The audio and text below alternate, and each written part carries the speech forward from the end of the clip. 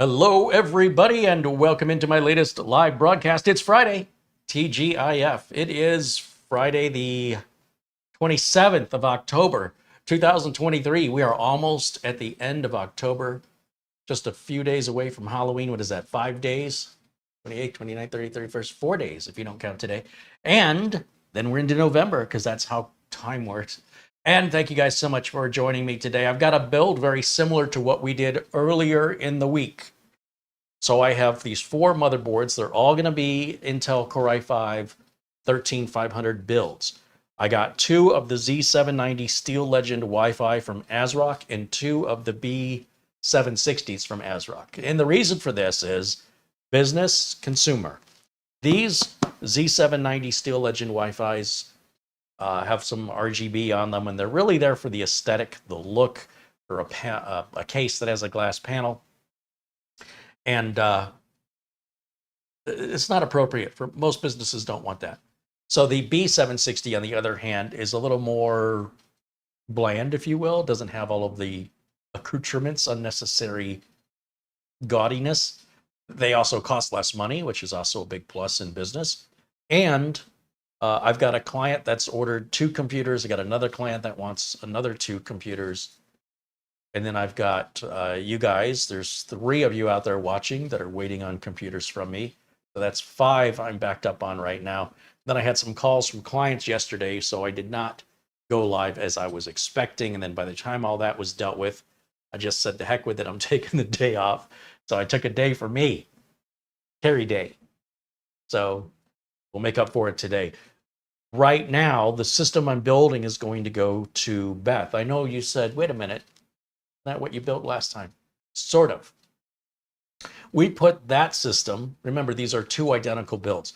We put that system into a black NZXT H510 case and with Windows 11. Beth would prefer a Windows 10 installation with a white case. So the white case is coming tomorrow, and I was initially thinking I was going to do this next week, but that means I wouldn't be able to get to it till Tuesday. So, and that's at the earliest.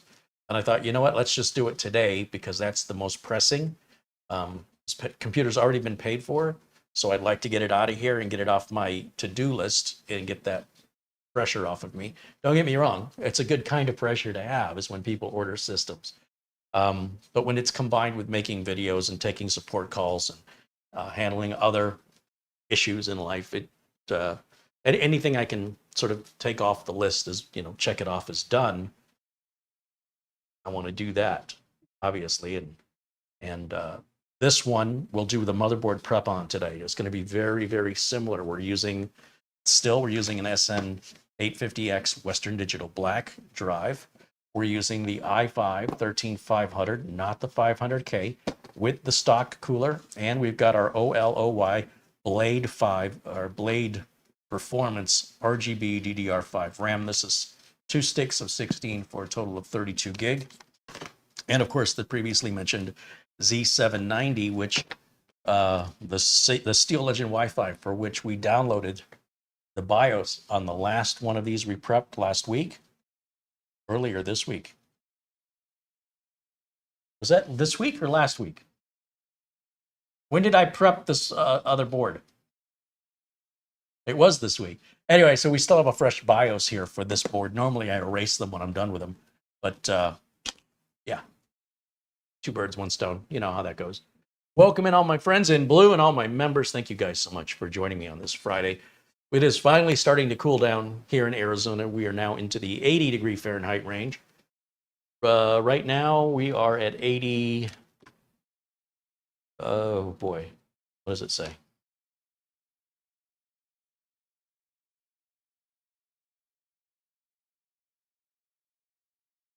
$82. That's not bad. Actually, at night, it's really nice here. Oh, now it says 83.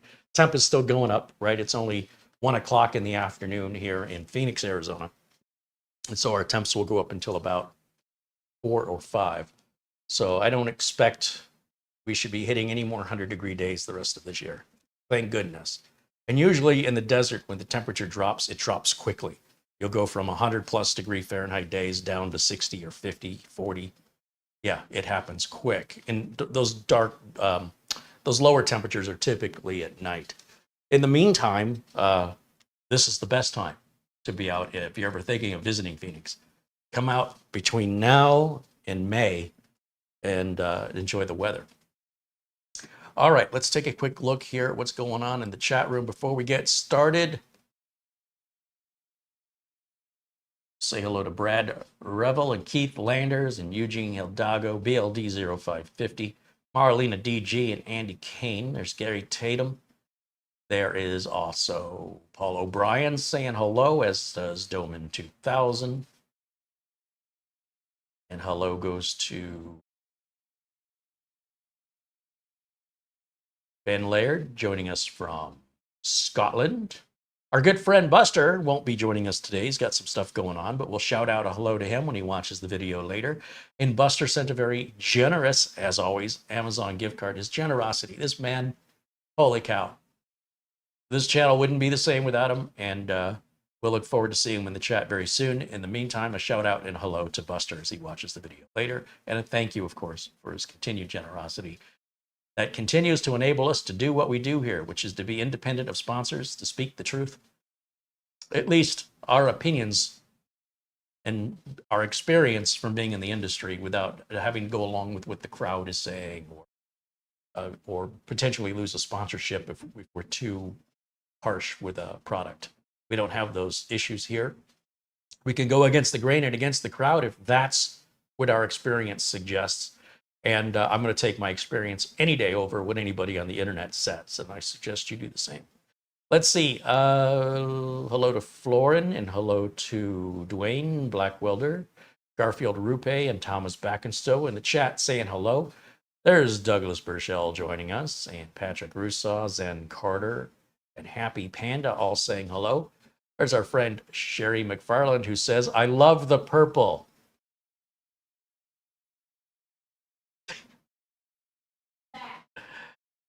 Thank you, Sherry. Let's see. Mats Olof joining us from Sweden. Welcome in, Mats Olof. Shamim Kajviras also joining us from Sweden.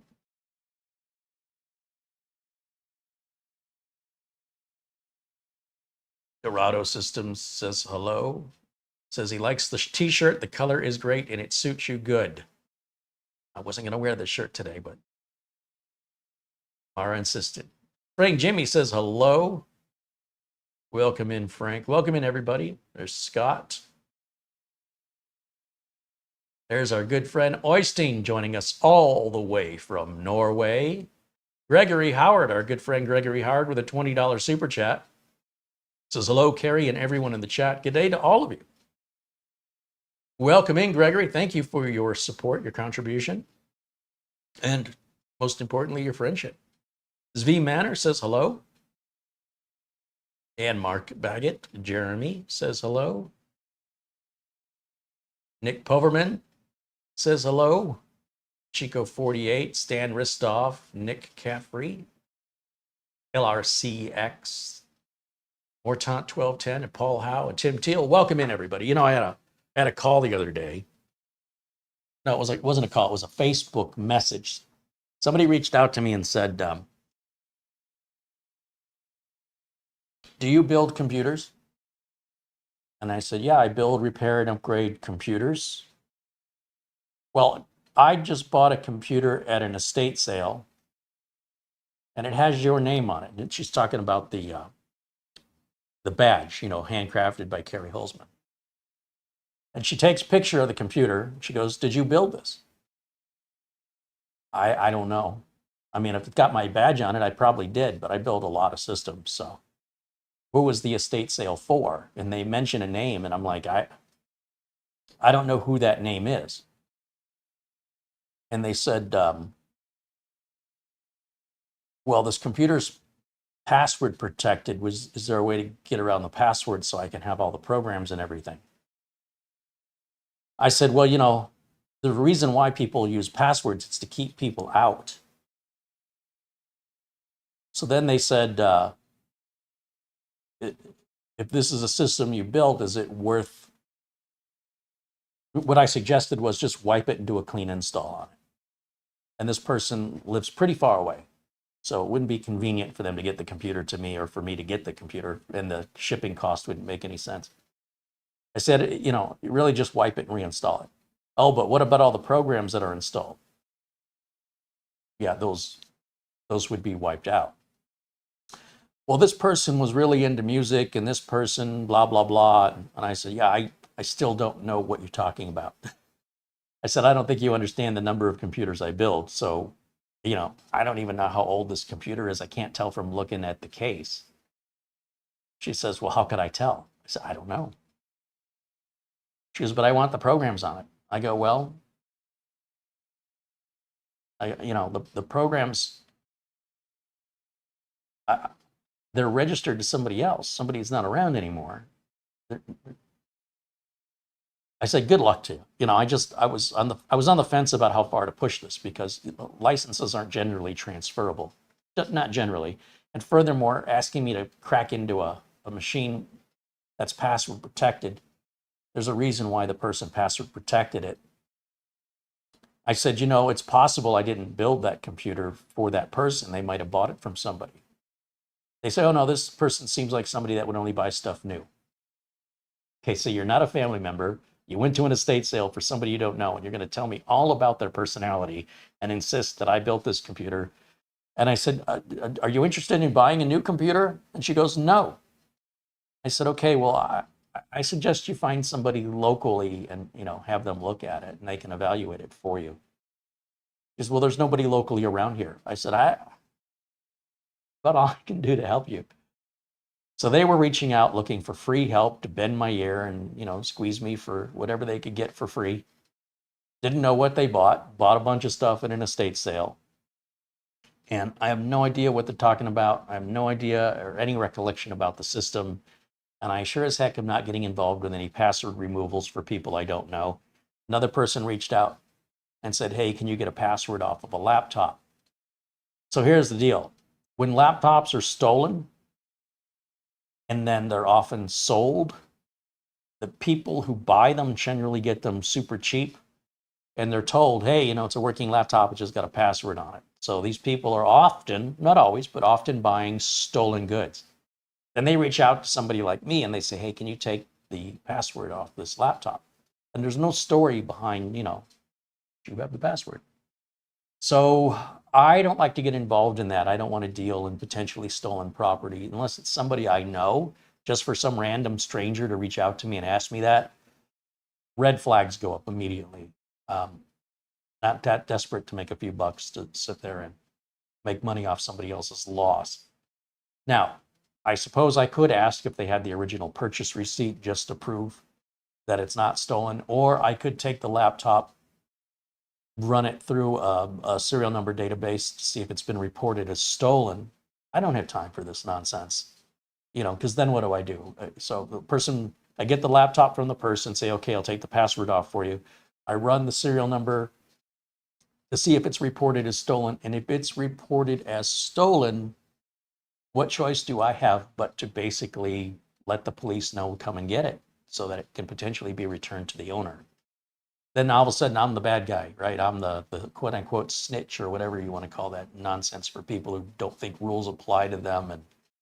And if you call them out on their nonsense because they're better than everybody else, then you're the piece of garbage, not them, the ones who did the crimes. Person who report the crimes are the garbage. I guess that's the logic of those who are ill-educated. In any event, not worth it. I said, no, sorry, I don't do that kind of work. Now, if it was a regular customer of mine, that'd be a different story altogether. But just for some random person to reach out to me, it's very suspicious for somebody to just say, oh, I don't have the password. Can you bypass it for me? Remember, those passwords are there for a reason. So I don't know what to tell people other than make sure you know your passwords. And if you ever have to bypass a password, I hope you know somebody that can do it for you. Because good luck finding anybody. I guess there's people out there that'll do anything for a buck, but yeah, that's, like I said, could be a legitimate support request, but it's just too risky for me to get involved in and not enough profit in it. So, and I don't want to be an accomplice. All right, let me click over here on my viewer activity. Paul O'Brien with a €2 contribution. Right on. Thank you, Paul. Paul joins us from Ireland. Mark Leibowitz says, I sometimes get calls from people who want me to fix what they claim are their company's PCs. I always tell them I won't work on a company laptop unless the request comes from their company. Yeah, I used to get that a lot. With people that would bring a company laptop home or even have a company computer, and they wanted to be able to print and they couldn't figure it out. I remember once I went to this customer's location, very well-to-do, very nice house, expensive place. And I was pulling my hair out trying to figure out why this won't print. Come to find out, the company shut that feature off. They don't want the employees printing. So what I ended up doing, and the way I found this out, was I had her call her IT department at her company and put it on speakerphone while I was there so I could ask them. And they said, oh, no, they are not allowed to print. So you have employees asking you to do things, and the employee themselves didn't know they weren't allowed to print, or they wouldn't have hired me and had me come out on site to fix their printing issue. It wasn't like they were maliciously trying to get around the rules. They didn't know that was a thing, but the company had failed to make it clear to them. So yeah, if it's anything related to a company, let the company deal with it. It's the company's property, and it can get the employee fired, by the way. So your best bet's not get involved in it, because if the employee loses their job over something you did and they paid you, you can expect a summons in the mail. At least here in the United States.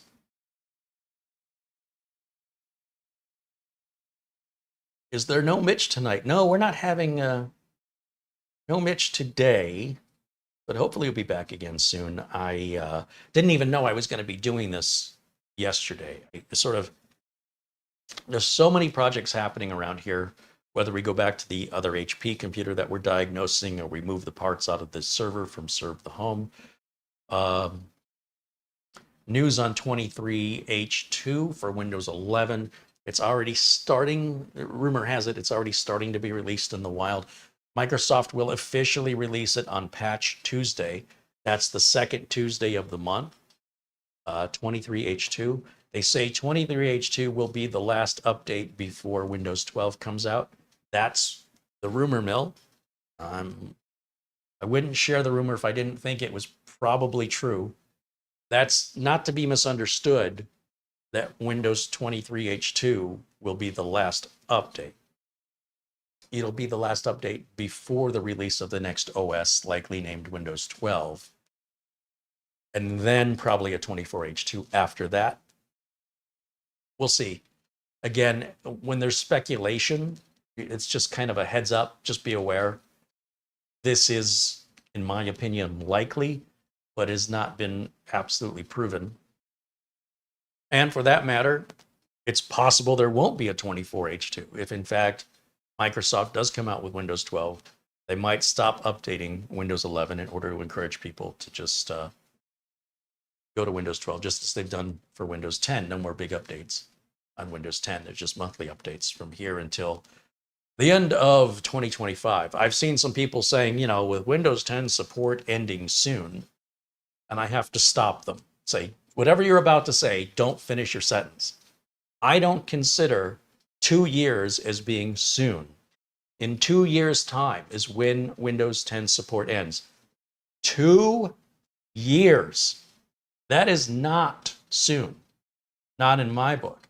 When we reach the year 2025, and let's say we're in the spring of 2025, then we can say Windows 10 support is ending soon. In the spring of 2025, we can then say Windows 10 support is ending soon. But it is not ending soon as of October of 23, because we still have October of 24 and then October of 25. That's a long way off and no reason for you to start planning anything, in my opinion. That's preposterous. Who plans anything that far in advance?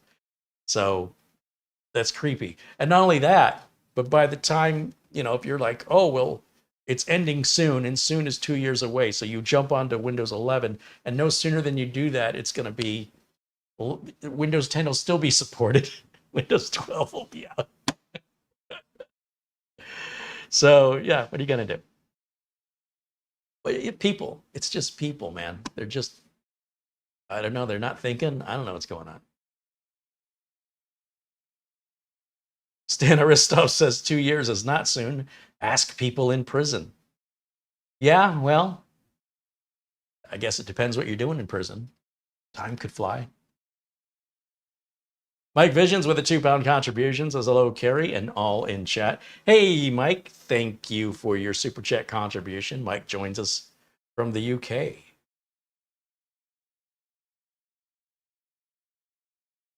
David Graham said it's way too soon for Windows 12. Rumor has it we're looking around this time next year for Windows 12, October of 24, if in fact the rumor's true, which it may not be.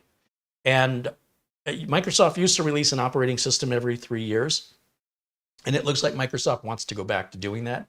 And if all of that holds true, then it absolutely fits the timeline. So then it would not be too soon. It would be right on schedule, as typical, as proven in Microsoft's history of releasing operating systems. They sort of dropped the ball with Windows 7. They let Windows XP they let out a long time. Windows 7 they let out a long time. But other operating systems usually get replaced. If you measure it, it's about every 3 years, a 3-year release cycle. And I do believe Microsoft wants to get back to that. So we'll see. We'll see what happens.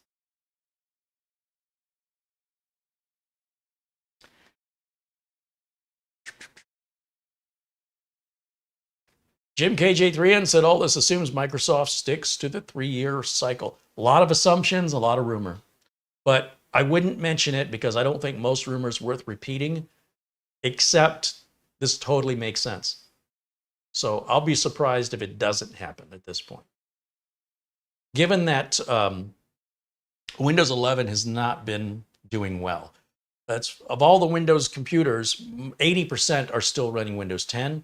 20% are only running Windows 11. It's a market flop. Microsoft has done all they can to get people to upgrade to it, just like they did in Vista and just like they did in Windows 8. I do believe that they really don't have much choice. If they want to end Windows 10 support as scheduled, then they need to replace it with something that people want.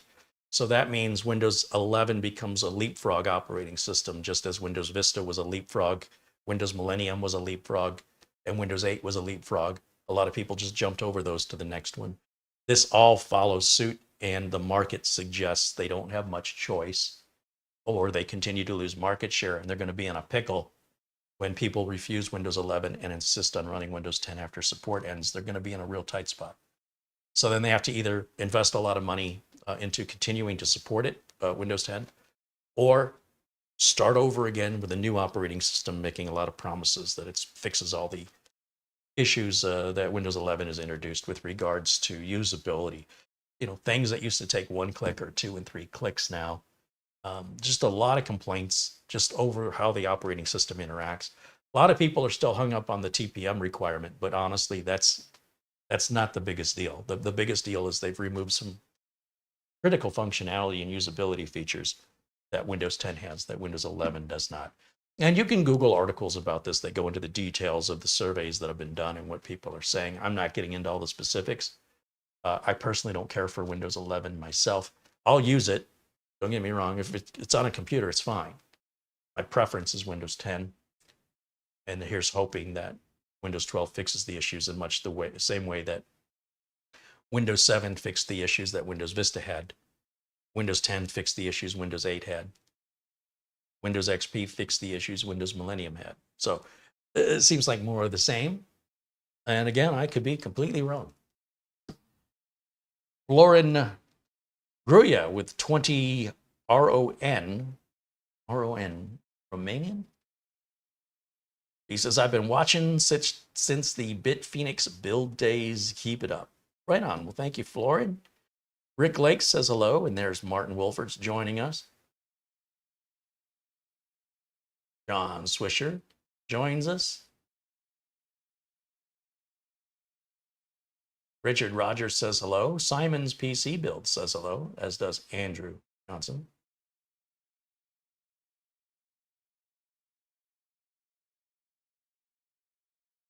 All right.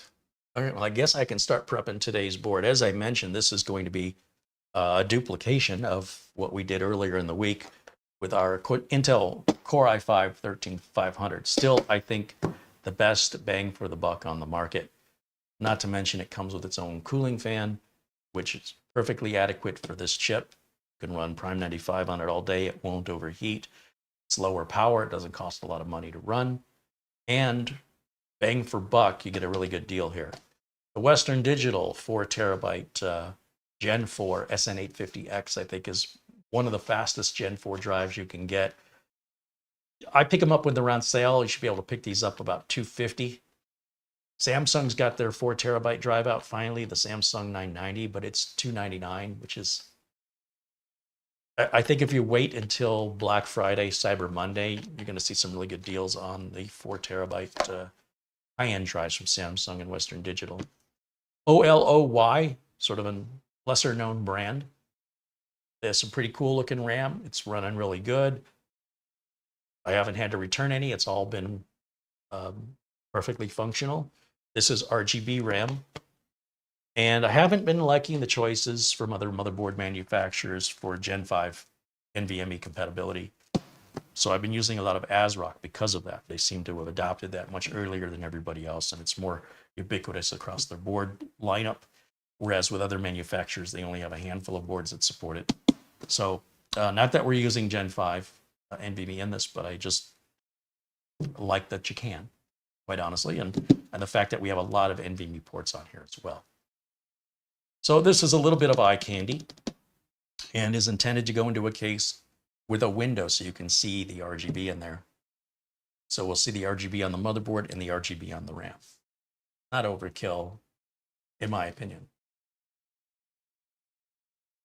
Shamim says this board also has a lot of USBs. Yes, there's a lot of I/O on here. It's also got built-in Wi-Fi, Wi-Fi 6E.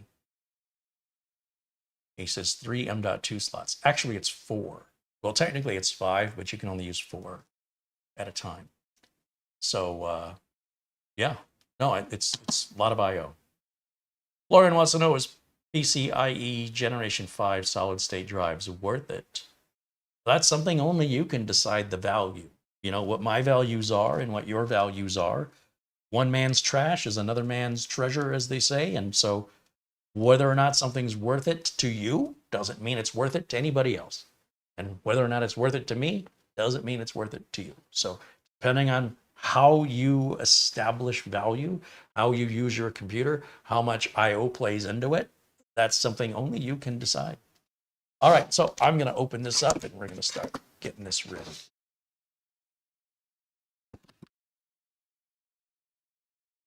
I do say the one thing I don't like about ASRock motherboards is that they put a sleeve over the motherboard box. Like, I don't know why they just don't do what all the other motherboard manufacturers do and wrap the motherboard box with this material, because it's kind of a hassle to have to put the motherboard box away. You know, when I'm done with the build, I put all the spare parts, documentation, I'll go into the otherwise empty motherboard box. And my OCD says, you know, I got to put the sleeve back on it. Without the sleeve on it, all this says is ASRock. It tells me nothing about what's in the box. Nobody else does that. You buy an MSI board, Asus, Gigabyte, you just get the box and it's in color. You know, it's basically got all that stuff written on the box and you don't have to go through the hassle of sliding it back in the sleeve. It's just something that bugs me. I also don't like that ASRock uses nylon zip ties to secure the board into the packaging. It's not like the board's going anywhere. So I think that's a little over the top ridiculous, but these are just unboxing situations. It's not like we're going in there every day and having this all the time.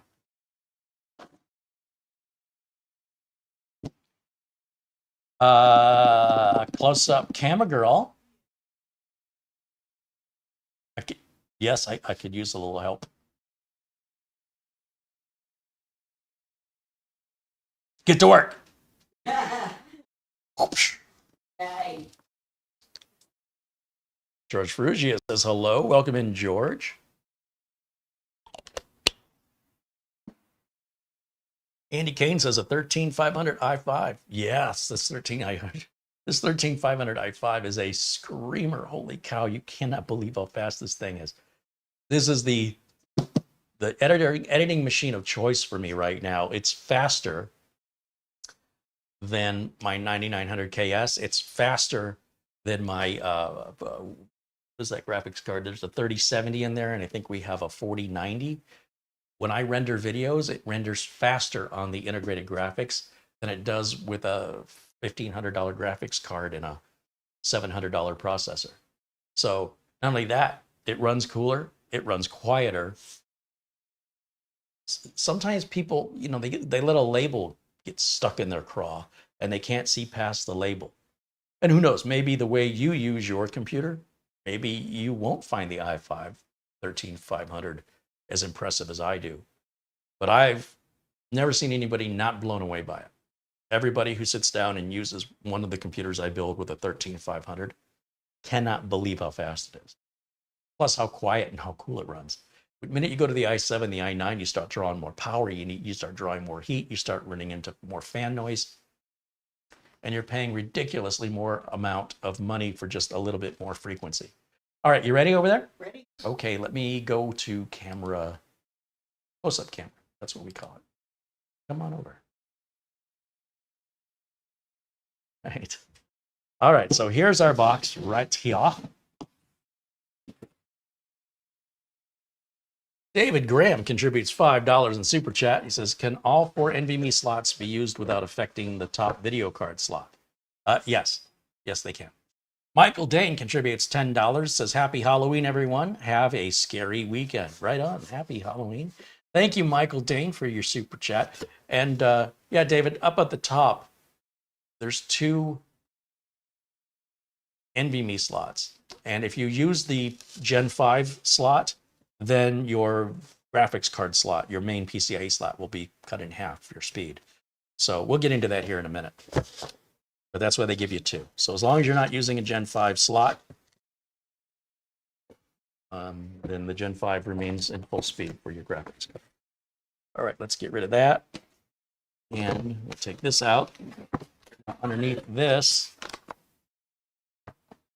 we have a piece of cardboard here, and that contains all of our M.2 screws, which I'm going to just set over here because I'm going to put those all in. And then that's our, I don't know, our any key that's supposed to replace a key on your keyboard. We get some Velcro cable ties. We get looks like a GPU support bracket, an antenna for the built-in Wi-Fi 6E, another M.2 screw. We got 1, 2, 3, aren't there 4? 4, yeah, because we have 4. We have 5 M.2 slots, but we can only use 4 of them at a time. And then our documentation for everything else, there's MasterCard. All right, so in here, take this out.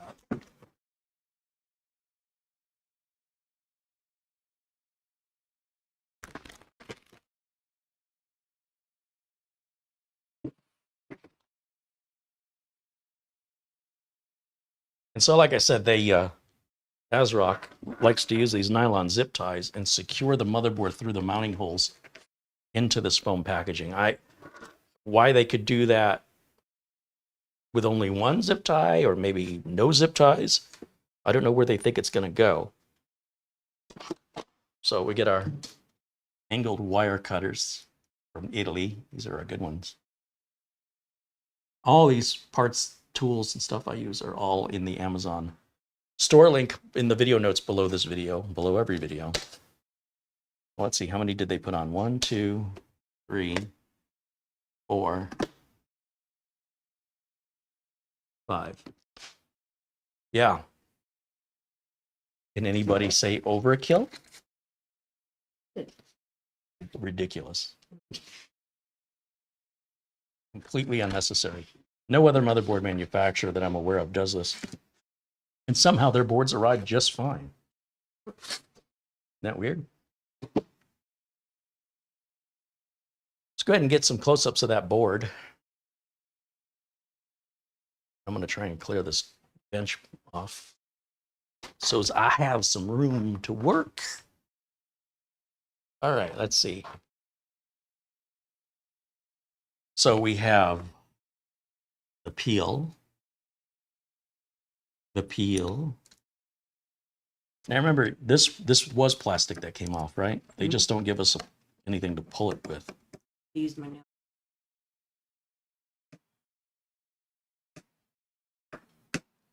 If you don't pull this off, it'll yellow and start to bubble, and then your motherboard's going to look really ugly. If you take your time and do it now, this stuff is just put on to prevent any scratching and shipping. Like I said, it's a lot of overkill.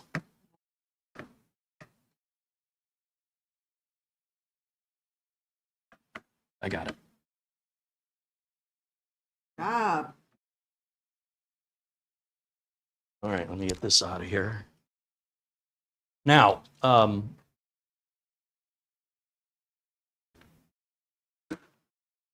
grab my screwdriver here, and you'll see underneath this heatsink right here,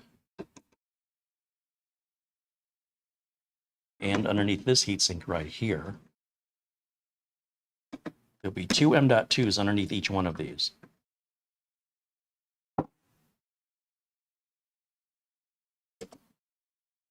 You'll see we've got tape, so one for each M.2, one M.2 here, one M.2 there. So that's two. We've got an M.2 here without a heatsink. That's three. And then we've got, you notice there's only one piece of tape here. We've got an M.2 and an M.2 facing each other. That means you can only use one or the other. This is a Gen 5, this is a Gen 4. So if you don't want this to be affected, just top slot, by this performance of the Gen 5, then move that standoff over here and use it from this side. Now, we're not putting any discrete graphics in this. We're going to run off the internal graphics off the chip. This is our M.2 Wi-Fi card right here. It's our Wi-Fi 6E. And then this adapter, or this little connector here, that is for ASRock's proprietary DisplayPort connector, so you can run a screen inside of your case and stick it up against the glass. We've shown that on the live mixer builds. So 1, 2, 3, 4, 5. But since you can't use both of these, you can only use one or the other, you have a total of 4. What I like to do is I like to take the M.2 screws, which they, you know, they want to kill the planet Earth, so they put one screw in each bag, I guess. I don't know what's going on. Yes, this is a full ATX motherboard. That is correct. Yes. And you notice it has this extra mounting hole most ATX motherboards don't have. That's typically on micro ATX. So we've got 1, 2, 3, 4 mounting holes just on this edge. And then we go across what I call the middle, but it's actually 2/3 of the way. 1, 2, 3 more mounting holes. And then 1, 2, 3. So 3, 6, 10 total mounting holes. You can often tell if a motherboard is full ATX or micro ATX simply by seeing how many mounting holes it has in total. Micro ATX boards are smaller and wouldn't have 10 mounting holes. All right, so I'm going to start by just putting these M.2 screws, even though I have no intention of using anything in here right now. When the owner of the computer gets this, and then they later decide to add an NVMe drive, I don't want them to have to go searching for the box and dig through everything that's all left over to find these little bags and these little tiny screws. And they're probably going to lose them because, let's face it, most people can't keep track of nothing and have no idea where anything is. It's one of the reasons why I don't like using modular power supplies for regular customers, because most people don't have any idea what I'm talking about and have no idea what they did with the, you know, I give them the box with all the documentation and parts, and I tell them, put this away somewhere, because not right now, but in the future, maybe years in the future, if we need to do a repair or you decide to do an upgrade, we're going to need the screws and stuff that are in here. They go, okay. And then they call me for an upgrade or repair years later. And I go, where's the box? And they go, I have no idea. You didn't tell me to keep it. Or I think it's in the garage somewhere, and the garage looks like, you know, some sort of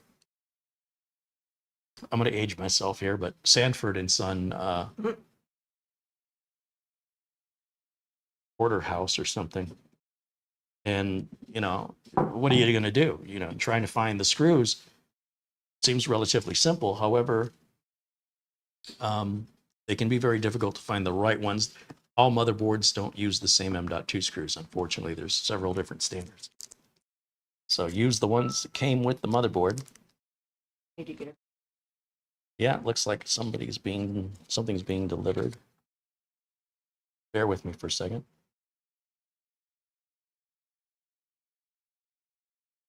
So there's our last screw, and I'm going to put the Western Digital drive here in the Gen 5 slot. Now, you might debate whether or not that's what you would do. You might move this over to the other side since it's only a Gen 4 drive.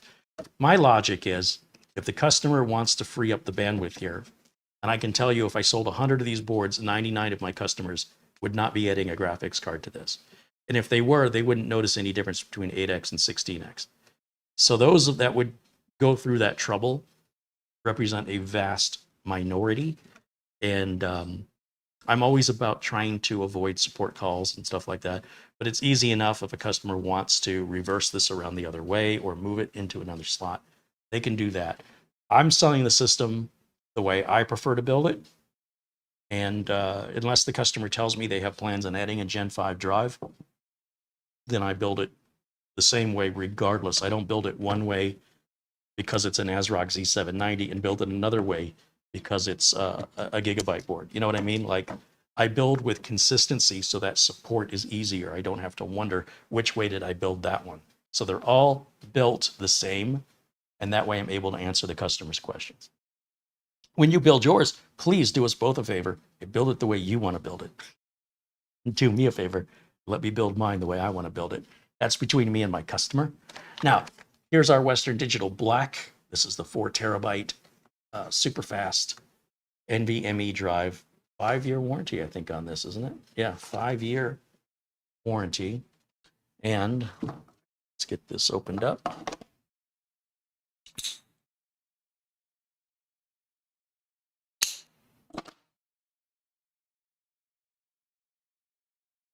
Frank Jimmy says, my garage looks like the warehouse in the end of the Raiders of the Lost Ark. Yeah. Yeah. You're not alone. Now, there's no reason I have to put this up here, right? It's my preference. And it's where I choose to put these, especially when there's only one NVMe drive. In most cases, when you see me build, I'm typically only using one. I put it up nearest the CPU. Then finally, we can grab that M.2 screw, place it down here.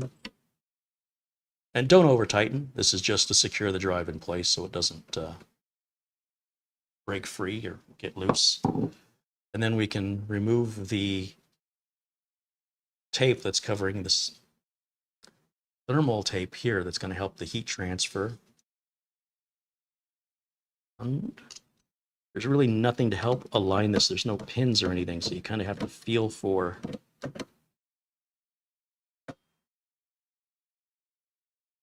where the hole is for the screw to go in there. That wasn't too bad.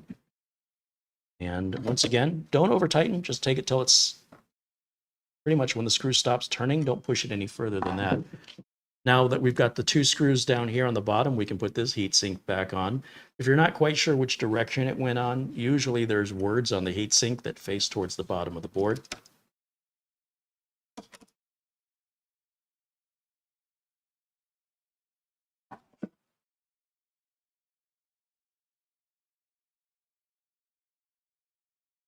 One. That's the other.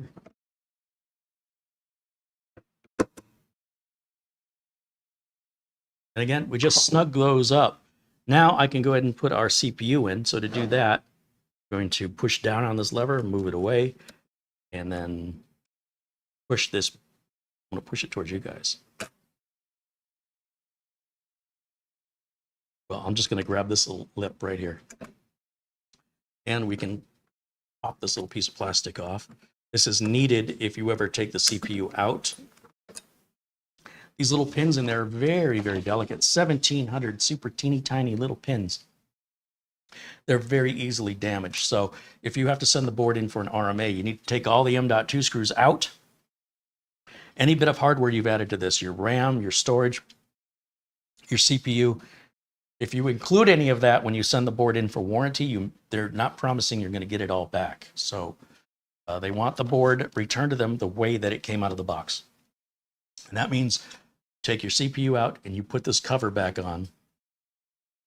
Because if you ship a board to any motherboard manufacturer without that covered, your warranty is now null and void. It's not optional or negotiable. Okay, so here we've got the 13500. Open that bad boy up. You'll notice there's a big piece of tape on this side, a little tiny piece of tape on that side. So much easier to open the side with the tiny piece of tape. And then inside, we've got our owner's manual with a Go Faster sticker. All of those manuals and extra stuff will go in this motherboard box to the customer. Over here is our CPU. You can usually just slide that straight out, like so. And then, of course, we have our heatsink here, which we'll get to in a moment. There is a corner cutout, so you can get your finger underneath here. Pull that out. Then you'll see these grooves embedded in the plastic, so you can reach your fingers in and take the CPU out. You'll always notice I hold electronic parts by their edges. I never hold it top and bottom like this. That way, if there's any electrostatic discharge, it has nowhere to go. Nowhere to do, nothing to destroy. And then I don't have to worry about wearing an anti-static wrist strap because it's redundant. Now, when it comes to figuring out which way this goes in, you can notice right here, you can see these little nubs. They're right here and opposite. And if you look closely on the CPU, you'll see these little cutouts. There's a cutout right there. There's a cutout right there. And then on the other side, same thing. And they're offset. They're not directly in the middle of the CPU. They're kind of towards the one side or the other. If you look at it maybe this way, you'll see we've got a cutout there close to the edge, and that cutout is far from the other edge. And if you look here, you'll see that little notch is close to the edge, and that little notch is furthest from the edge. So you can just tell by looking at that which direction to put the CPU in. And I just try to align it with the edge here and let it go. It's floating above those pins right now. Try not to apply any downward pressure when installing. There's also a little gold triangle right here. And there's a little white triangle on the circuit board. And there's also the triangle on the cover.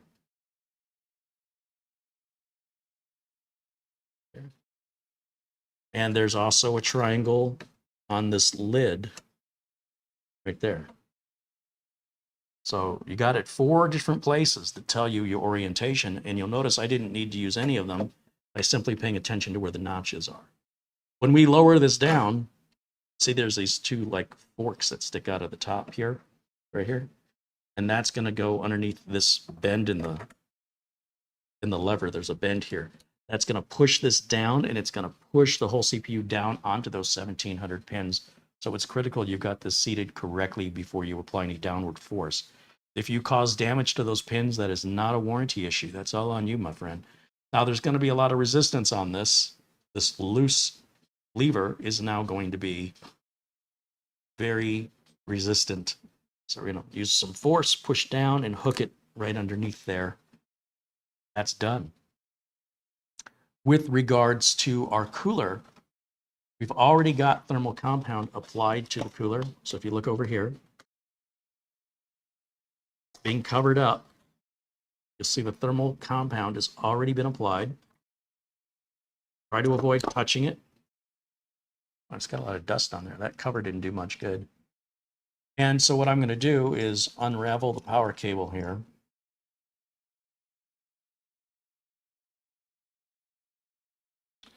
And I want the power cable to run the shortest distance to where it's going to plug in over on the motherboard. So I don't want to install the CPU cooler and then have to run the power cable around it. First of all, it's ugly. Secondly, it poses a potential for when moving the computer that the power cable can get caught into the fan blades. So we're going to set that down into the holes based on that orientation. It can install any of the, we can rotate this 90 degrees and it's going to install any which way, and it's going to work the same. This is really just to keep the cabling clean and out of the way, and also prevent it from ever becoming potentially interfering with the fan. So I'm going to push down on one corner, then I'm going to go to the opposite corner. And then I go to another corner. That one doesn't want to seem to.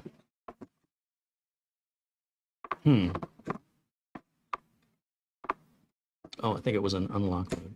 There we go. And then finally the last one.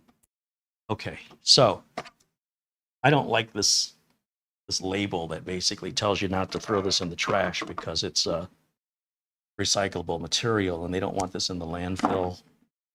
But it just looks terrible, so I move that.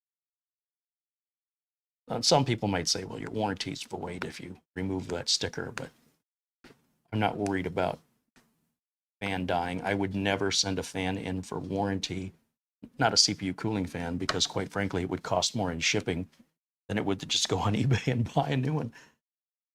So I'm going to place this right here. This should be our CPU fan header, I think. Does it say CPU fan anywhere in there?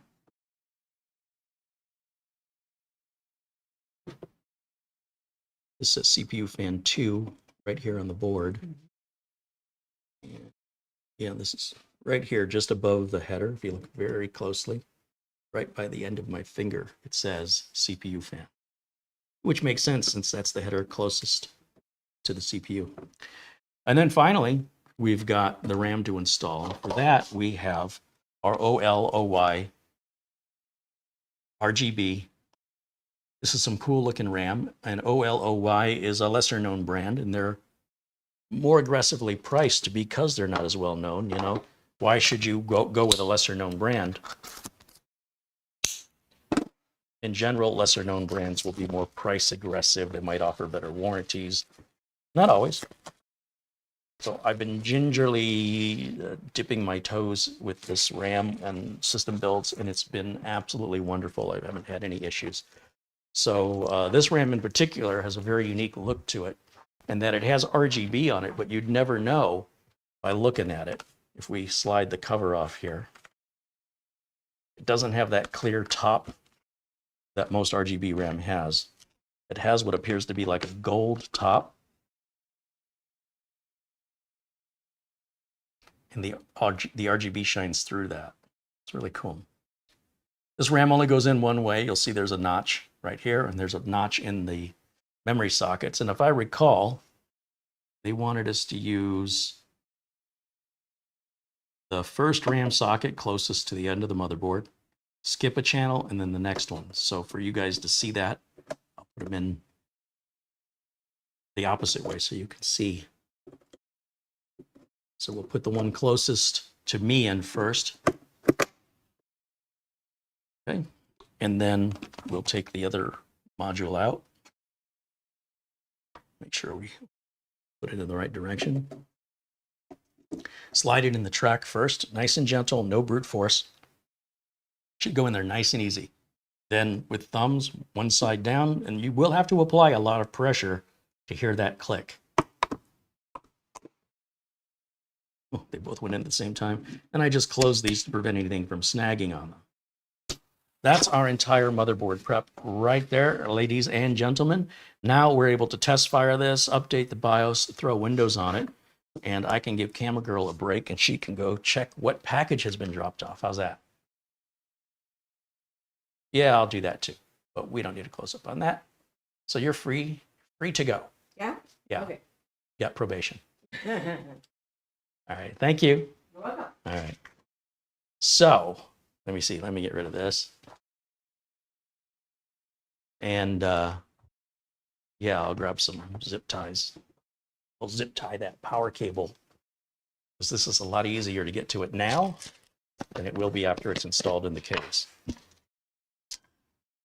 Now I use 4-inch cable ties, generally speaking, unless I'm dealing with the big power cables that are, or a big wad of cables. Then I'll use an 8-inch, which are much thicker and they're more expensive. These are fractions of a penny to buy, so I use a lot of them. And I'm going to need my wire cutters. Oh, I might even want my pliers to tighten them up. It's my needle nose pliers for that. So I am going to just move that around, fold it in on itself. Oh, we got something, huh? Go ahead and open that form. What do you mean you're going to? I didn't tell you to do that.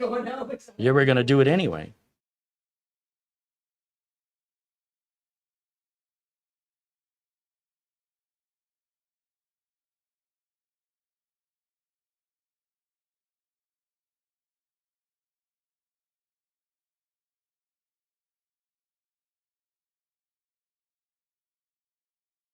Oh, he's getting away. What do we get?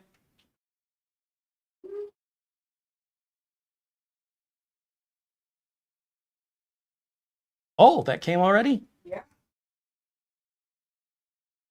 Well, I guess we're doing some mini PC reviews next week. Minis Forum, what is it? UM690S. You know, Minis Forum is running a big Halloween special between now and I think the first week of November. There's some really good deals. And you know what? I'm not making any money telling you that. I'm just telling you that to save you some money. If you've had your eye on a Minis Forum PC, mini PC, it's a good time to buy right now. Go check out those prices and decide for yourself.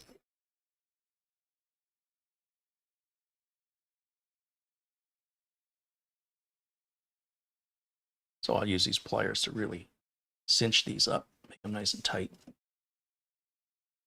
There we go. Are you working on the thumbnail already? She gets right to work. All right. There we go. Just like so. Now, I've got a mess here on the bench, and I'm going to need to clear this mess up in order to make room to put a power supply up here.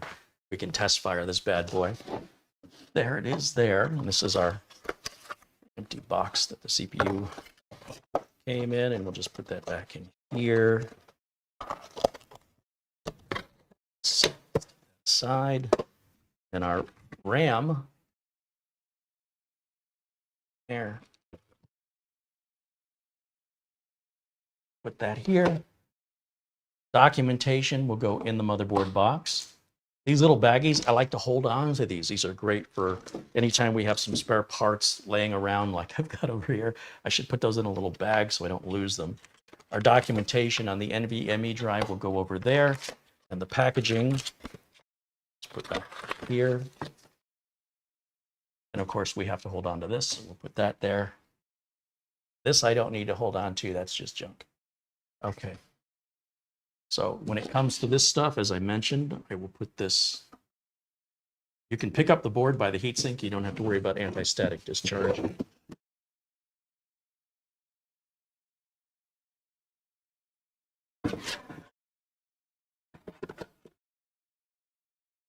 There.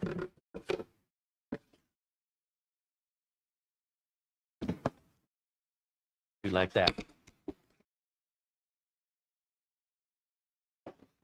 So to do our test fire, we're going to need a power supply, a power switch. So I'll use this little power switch here. I bought this off Amazon, and I put a little G-Skill G connector on here.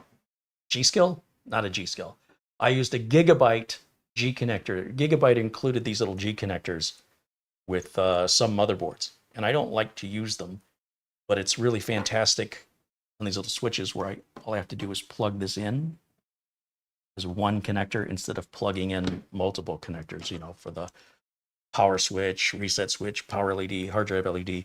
And honestly, for just test firing, we don't need any of that but the power switch. But if it's one cable I'm plugging in, why not get all the lights too? Now, I'll grab my Silverstone 750 watt power supply. This is what I've been using for testing lately until it will end up going into a customer system at some point. Heavily discounted, mind you. And we've got our 2 EPS power connectors up here for CPU power. As long as you're not overclocking anything, you probably only need to use one of these. But if you've got a power supply that provides you 2, why not use them? Okay, and then we need a keyboard and a mouse, which I have down here. So I will turn this on and turn this on and grab our dongle. And our dongle, let's plug in over here. Look at all this I/O we have.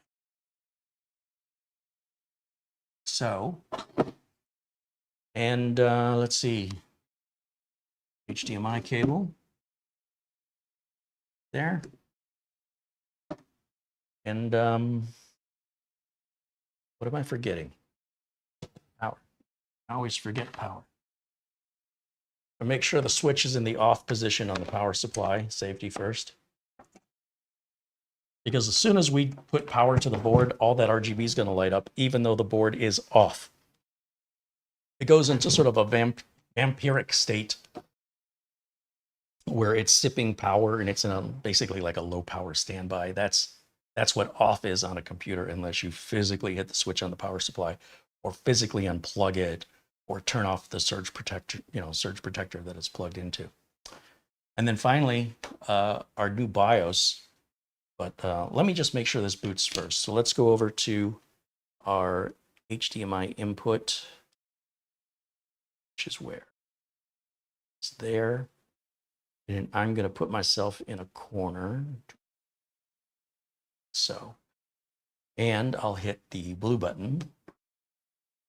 Fan is spinning, completely silent. I'm telling you, for an Intel stock fan, you don't need anything more than that. Our RAM, just all the RGB just lit up, and we've got the rainbow effect going on there. Not sure how well the camera's going to pick that up.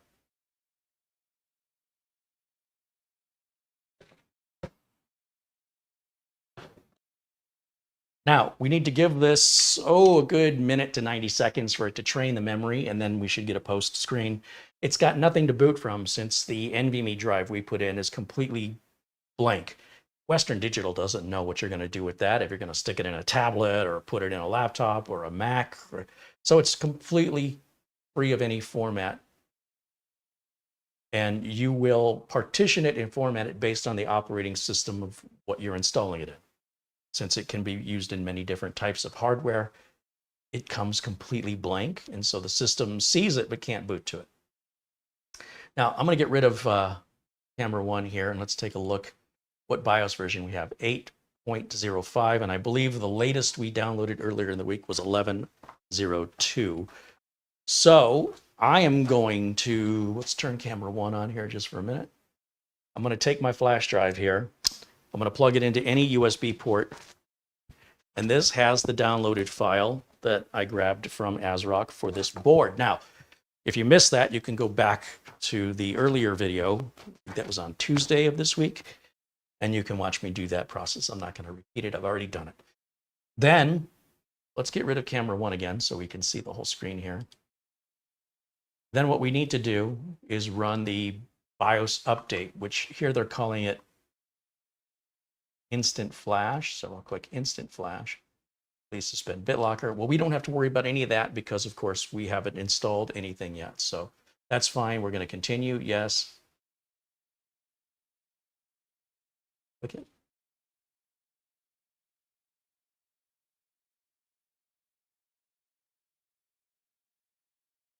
There we go. I guess I had to double click it. It automatically finds the .rom file that's on the flash drive. And that is the only file I put on the flash drive. So there's no confusion. I always use a small flash drive. The smallest flash drive you've got formatted in FAT16 or FAT32, super tiny, 2 gigs, 4 gigs, no more than 8 gigs. Some motherboards will not see your flash drive, depending on the motherboard and how old it is, unless it's a smaller capacity flash drive in a FAT32 format or even a FAT16 format. So if you're ever plugging your flash drive in and your BIOS can't see anything on it, it's likely your NTFS or some other format, or the flash drive is so large, it can't see the capacity and therefore it can't make heads or tails of it. I'm going to go ahead and click on update. It says, do you want to update? Yes.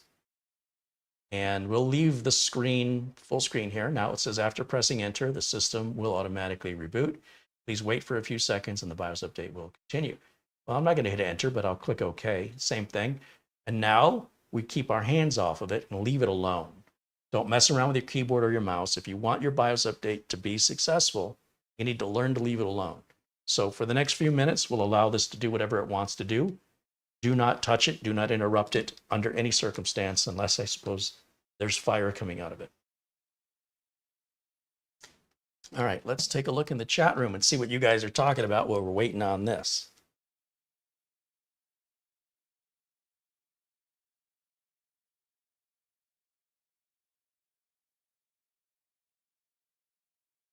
Imagine Guy said, is this the same ASRock motherboard from earlier this week? Yes, because as I said earlier this week, I bought 2 of them and I'd be building 2 of them.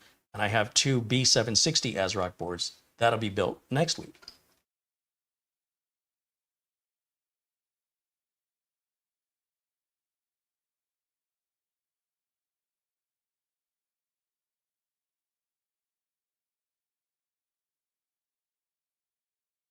William Hall said, I'm from Minnesota. I like the Viking color shirt. All right.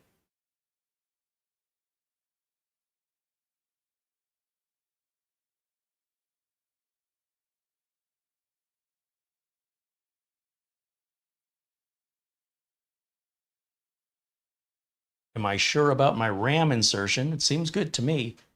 I wasn't paying attention to the amount of RAM detected in the BIOS, but it should have seen 32 gigs. We can go back and take a look, but yeah, I feel if I didn't feel confident about that RAM going in, I would not have turned the system on.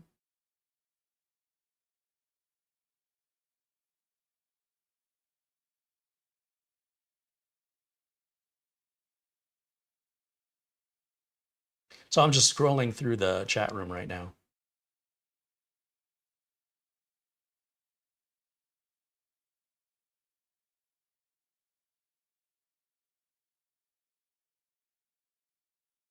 Martin Wolford said he's used OLOy RAM in about a half dozen builds. He's had no issues whatsoever.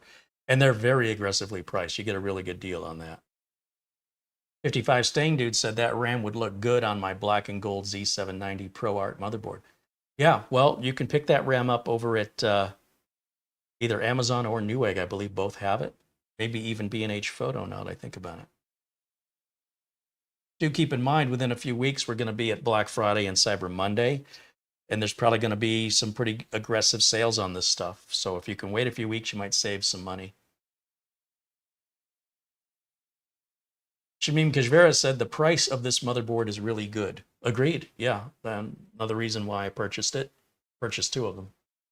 I think the combination of this board and that chip and this RAM is just, it's a bargain, including using that Western Digital drive. You know, we could go cheaper. We could go to a Beijing NVMe drive, but don't worry about the screen saying no signal. The system just finished the BIOS update, at least the first stage, and now it's resetting itself. Remember, this is a hands-off, leave it alone. It's doing what it's supposed to do. Screen will come back when it's ready to. Could take a minute or so. George Frugia said it's Christmas every day at Carey's, I suppose. Maybe that's why I look like an elf. Gary Tatum said, Carey, these are super sweet builds. I'm sure someone will get years of service out of them. No doubt.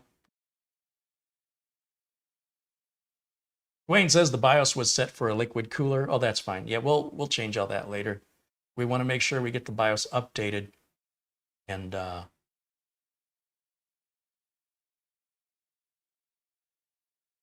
Thomas MacT says A2 and B2 are the RAM slots we use, 16 gig each, total 32 gig. That sounds right.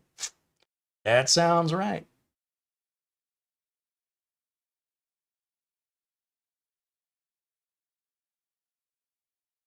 All right, so now we're back in the BIOS, and you'll see our version is now 11.02, as it states right up here.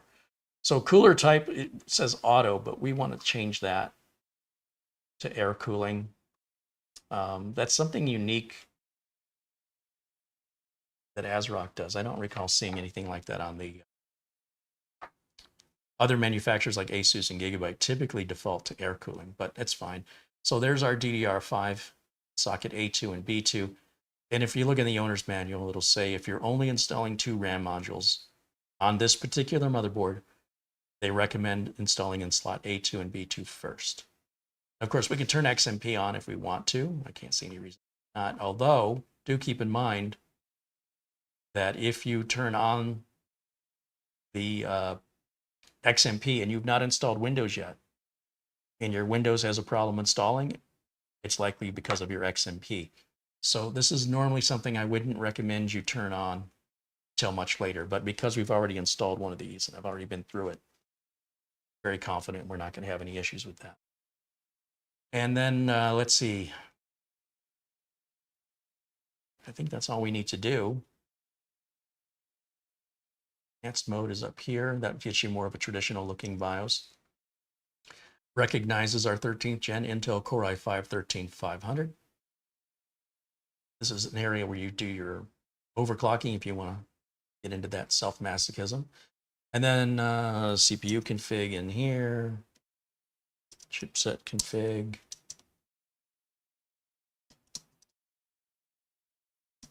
HCI mode. 2-2 is the slot we're in. NVMe configuration. Blah, blah, blah. So I'm just going to go over here and go over to exit and save changes and exit. Now, if the system doesn't post, it's probably because there's an incompatibility with the XMP. So while that is now trying these XMP settings out, the time it's going to take for us to get that initialization screen is a little bit longer because it needs to test the water there to make sure that those settings are going to function. So in just a moment, let's see what happens here. Here we go. So whatever XMP setting it took, I won't know yet. I have to go back into the BIOS and look, or we wait till we install Windows and then we can check the RAM speed. Oh, it took us into the BIOS because we don't have an operating system installed yet. So let me go back over to camera one. Camera one, where are you? There's camera one. And I'm going to grab Windows 10 on this one. This one's going to Beth. So Windows 10 installation media. And we are now done with the BIOS update flash drive. And I'm going to erase that and make it blank so that I can use it on another BIOS update on a future build and another date and another time. But it's all I use these for. These are just used for BIOS updates. So we'll erase that later. We've got our Windows 10 there. So now all I have to do is, I don't know what, Control-Alt-Delete. And now the only thing the system can boot from is that flash drive. So I don't have to go to a boot menu or anything. The system fires up. It says, oh, can I boot from the NVMe drive? Nope, there's no partition, no format. Can I boot from the USB? Yes, I can, and so it'll boot. And that will start or kick off our Windows 10 installation. Now, of course, the system is Windows 11 compatible. So in the future, when Beth decides to go to Windows 11 or even Windows 12, should that come out like we suspect, the system should be fully 100% compatible and have no issues with that. Regardless of whatever they say the requirements are going to be for the next OS, this will more than likely far exceed those requirements because, you know, it's not like we're building the cheapest thing possible. If you guys go to the store, you shop around and all you're looking for is the cheapest stuff you can buy, then you can expect those incompatibility issues in the future. So I am not in any way suggesting you should buy the most expensive thing, but I am saying you should not buy the cheapest thing. It will have consequences and it will ultimately cost you more money in the long run. So, but it's your money and welcome to do with it what you will. Let me turn off camera one so I can see my screen here. And let's do our standard regular deal. Hit next, hit install now. And the system's whisper quiet. It's really fast. I'm going to click I do not have a product key. And we're going to buy a product key for Windows 10 Pro. We're going to buy that product key from VIP CDK deals. It'll cost about 17 bucks, a little less than 17 US dollars, using the coupon code CAREY at checkout for a 30% discount. Keys are guaranteed to activate online. We choose custom. There's our 4 terabyte Western Digital. Hit next, and now it's going to partition and format those partitions and then copy over all the files needed to install Windows 10. This should happen relatively quickly. Don't blink or you'll miss it. David Martinez says, Carey, did you or Camera Girl start an Instagram page? Yes, Camera Girl has started an Instagram page because it's social media and it's a platform that I have been ignoring. So she's on top of that.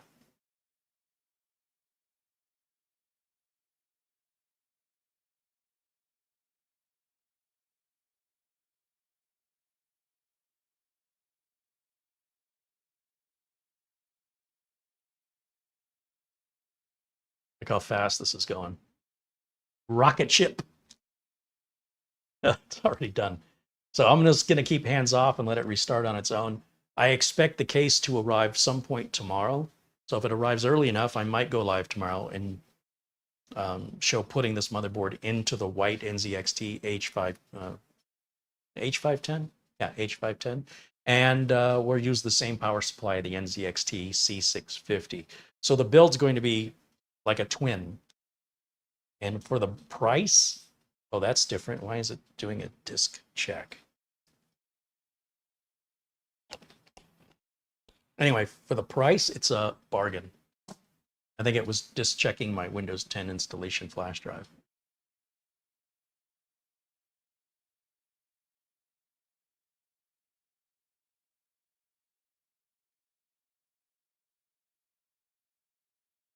And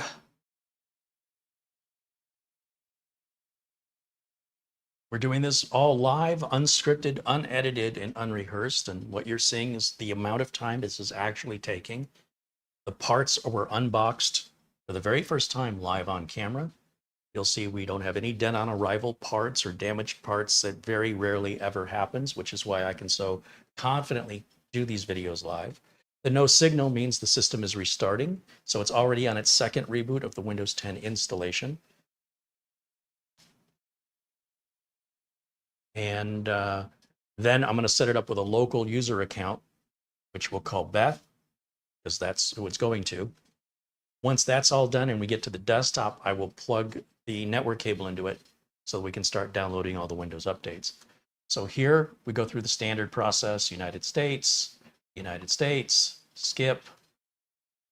I don't have internet. I don't have internet. Got to tell it twice. EETH. Enter, enter. We keep the password blank, so it'll boot right to the desktop. When the person when Beth gets the computer, if she wants to put a password on it, she can. All right, we're going to turn all that off. We're going to leave location settings on. Hit accept. Let Cortana help. No, thank you. And now it's just going to run through the setup. Now, while it's doing this, I'm going to reach over and take out my Windows 10 installation flash drive and set it aside. We are done with it till the next build.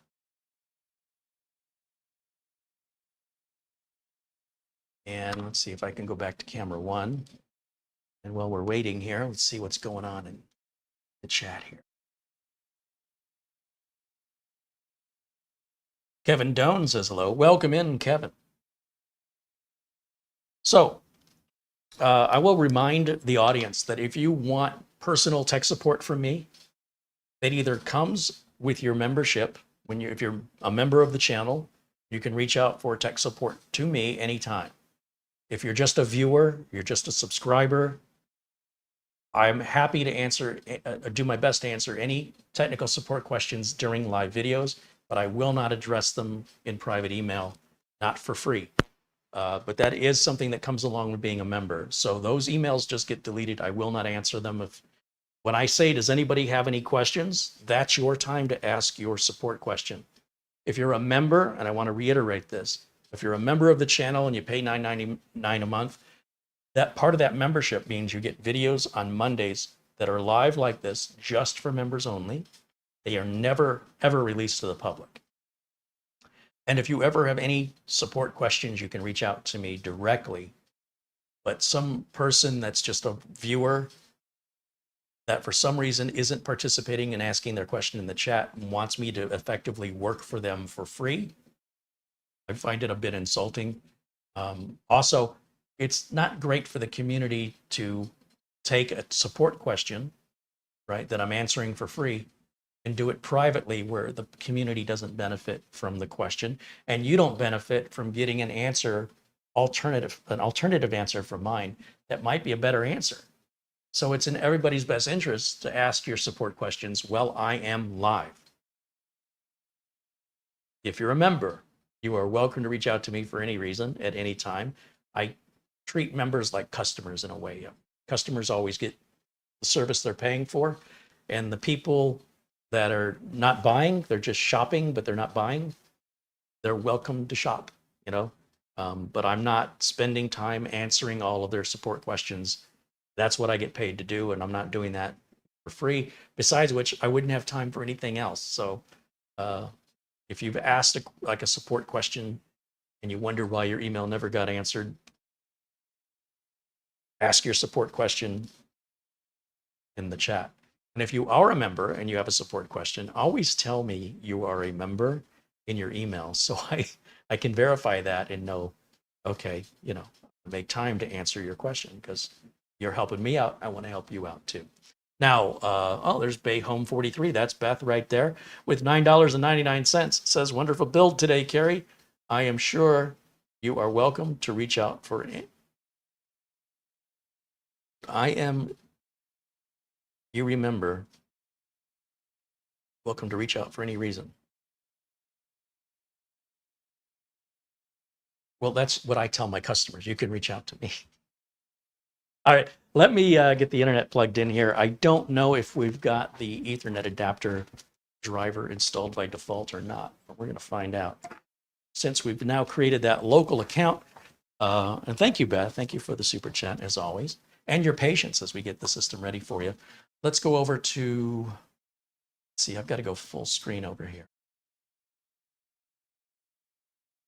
Oh, yeah, so the Ethernet driver did load, which is good. Do you want one step to install the latest driver? Yes. So I found this actually works really, really well from ASRock. We'll hit continue here with the license agreement and we'll get started just to get rid of this nonsense. I get rid of this news and interests, turn that. Complete setup, continue without signing in. Close that. You'll see all these are drivers. There's no bloatware. There's no Norton or McAfee or any of that other nonsense. These are all just drivers. So we're going to hit update and click yes. And then after we get all the drivers installed, after we get all our updates put in, then at that point, if everything's working well, motherboard gets installed into the case with the power supply. And the very last thing I will do, once I am absolutely certain I am done, I will go and buy an activation code for Windows 10, Windows 10 Pro. I'll buy it over at VIP CDK deals, and I will use it to activate this board. Once I activate this board stays activated for life. If you ever have to reinstall Windows 10, just choose that you don't have a product key, and then it's going to ask what version of Windows you want to install. You see, if you put a product key in before that, it knows which version the product key is for. I always do the same every single time. I choose I don't have a product key. I know that the product key I bought will be for Windows 10 Pro or Windows 11 Pro. Actually, I use a Windows 10 Pro key on Windows 11 Pro as well.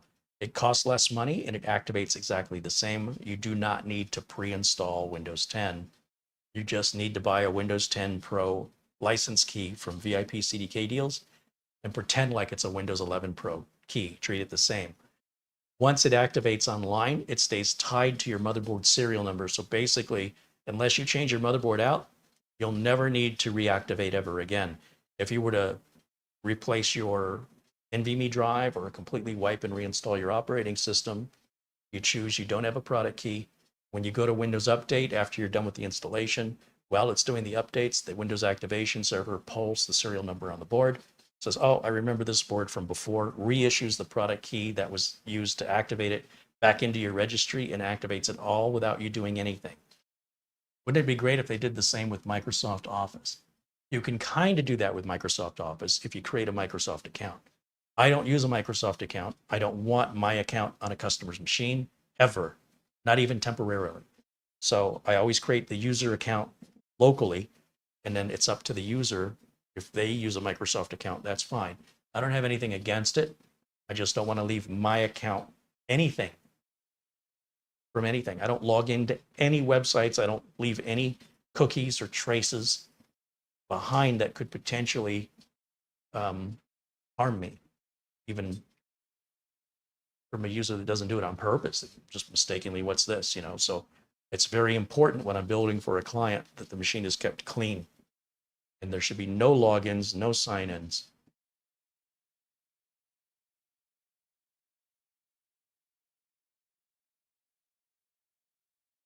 Barry says, in your opinion, what is the best Explorer? What's an Explorer? I don't know what you mean. Email Savati says, Google seems to charge me twice, 13th and the 15th of each month for membership. Do you get the money? You would definitely want to check in with Google from that. Do I get the money? Well, if you have one account, one YouTube account, it's only going to bill that one YouTube account once. If you have two YouTube accounts, it might be billing each. Or if you've signed up to another membership somewhere else, it's usually 30 days from when you created the membership. It will not allow you to create two memberships off one account. So that may be something you need to reach out to Google support for. It may be something you need to, potentially cancel your membership. Wait and see if it renews, if there's two of them, and try and figure out where that other one's going. So I will not see two from you. No, I will only see one. Like I say, if you have two YouTube accounts, and give me the other YouTube account name, I can look in the list of members to see if it's there. But no, you might be being billed for something else. For example, if you use Google's Google Drive or any other Google services, it might just be confusing you that you're getting billed for two separate services. I have 2 terabytes of Google Drive storage I pay for monthly. I have Spotify I pay for monthly. I have my YouTube Premium membership, so I don't get the ads. I pay for monthly. So it's hard to know just by looking at the amounts which thing's going where.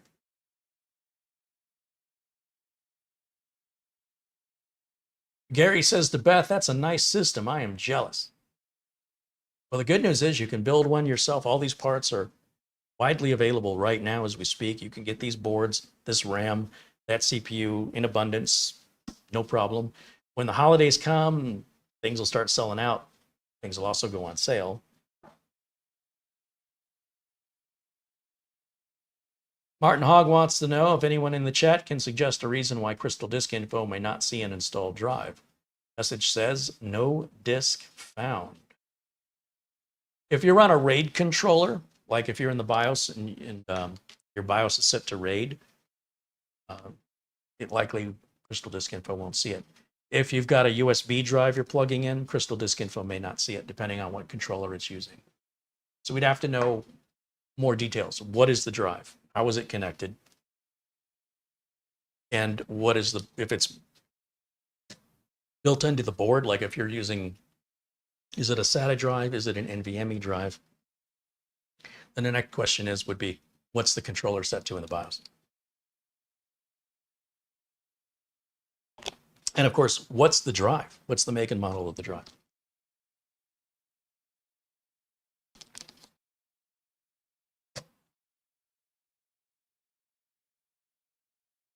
So this is going to take a little while because I have a pretty slow internet connection. And while we're waiting, certainly great time to talk tech. What's on your mind?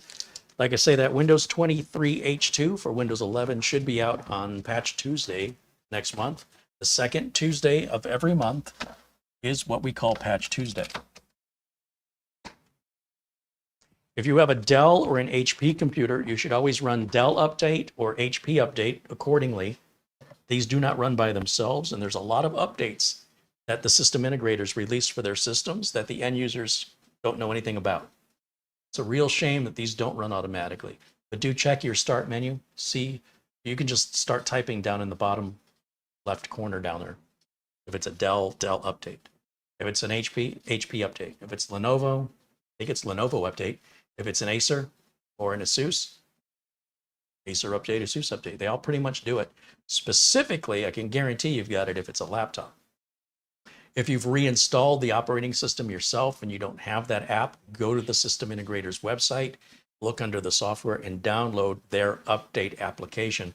You're going to get updates that are not provided to you any other way. Ignorance is bliss, right? And so you could be running a very insecure system or a system that's not operating optimally because you've never gone and done that update check. So there's Windows updates, and that's all well and good, and those will happen automatically. But then there's the system integrator updates, and those you have to run by hand. When you're building your own computer, of course, that's on you to stay up to date. Most of the time, Windows Update is going to keep you up to date. And then sometimes, like with this ASRock board, they have a utility that'll automatically keep you up to date as well, or that you can check on from time to time just to make sure you've got all the latest drivers. Barry wants to know the best 4-drive NAS, in my opinion. Depends what it's being used for and what total capacity you want. Gregory Howard says he sees an open box ASRock Z790 SteelLegend Wi-Fi at Newegg for $186.99. Could be a good deal.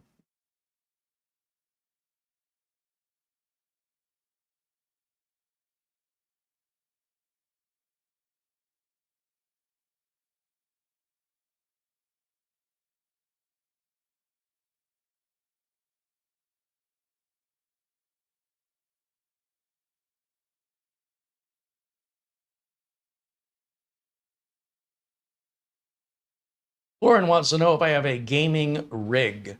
Well, many of the PCs I do have could be used for gaming. I mean, this thing right here is an ideal gaming machine, as is the Xenos build, as is the Spaceship build, as is the Tube build, as is Robot's Foot. Yeah, I don't have time to game, but they certainly have everything it would take to game, sure.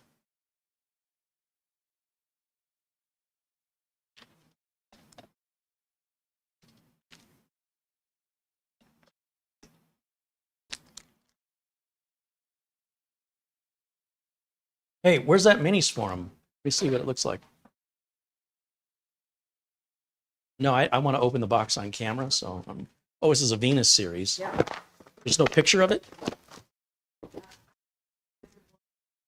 I meant that usually they put a picture on the box, but so this is just fresh in from the mail today. The latest and greatest from Minis Forum.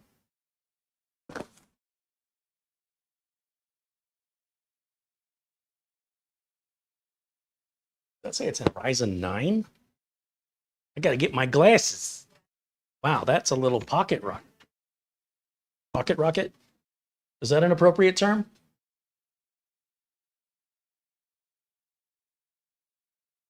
AMD Ryzen 9 6900HX, AMD Radeon 680M graphics, 2 sticks of 16 gig each of RAM, 1 terabyte of storage, and it has the US power adapter. The options are Canadian, Hong Kong, Australia, UK, Japan, and Europe. Wow, they got a lot of countries covered on that power connection. I got the US version, and this is what? And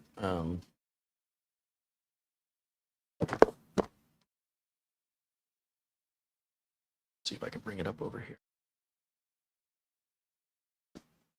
Minis Forum.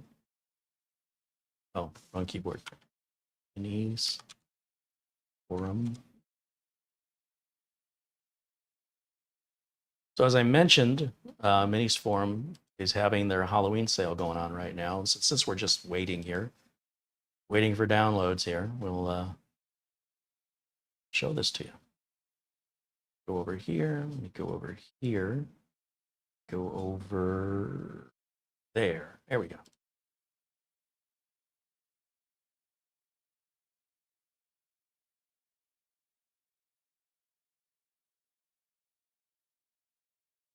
UM790 is $489. The EM680, I was impressed with that EM680. $359.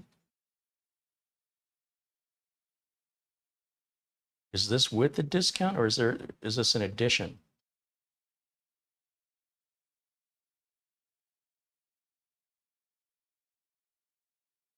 Okay, that's not a coupon code. That's the model number. All right, so that must be,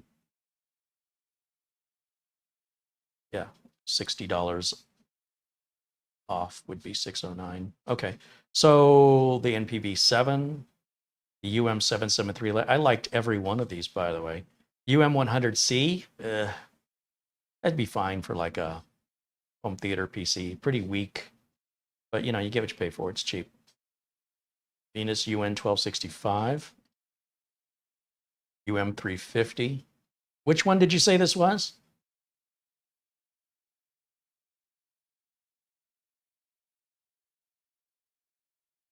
Oh, it's this one. Got 32 gig of RAM and 1 terabyte. Sells for $500.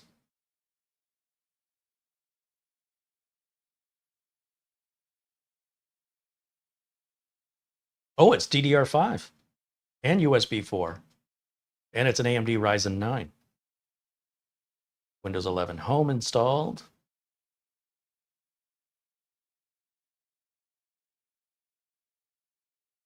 Apparently you can put a 2.5-inch drive in. Oh, it's got a couple of cooling fans there. That's cool. Literally and figuratively, that's cool. There's your cold air going in and your hot air going out. There's your airflow pattern. And we get a clear CMOS power button, headphone and microphone jack combined, the USB 4 Type-C port, USB 3.2 Gen 2, data only. So you can't charge anything with that, no power. And then there's a dynamic microphone, is that right? And then in the back, we've got the barrel connector, 2.5 gig built-in Ethernet, Kensington lock port, 4 more USB 3.2 Type A's and 2 HDMI ports. Nice. Comes with a VESA bracket. All right, I'm looking forward to reviewing this one. It seems like a little powerhouse.